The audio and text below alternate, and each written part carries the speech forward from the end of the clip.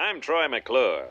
You may remember me from such movies as Cry-Yuma and Here Comes the Coast Guard. The Revenge of Abe Lincoln and the wackiest covered wagon in the West. Buck Henderson, Union Buster, and Troy and Company's Summertime Smile Factory. P is for Psycho, and the president's neck is missing. Smoke yourself thin and get confident, stupid. The boat jacking of Super Ship 79 and Hydro, the man with the hydraulic arms. Alien Nose Job, and 5 fabulous weeks of the Chevy Chase Show. Designated drivers, the life-saving nerds, and phony tornado alarms reduce readiness. And Shem Powered, today we mourn a stooge.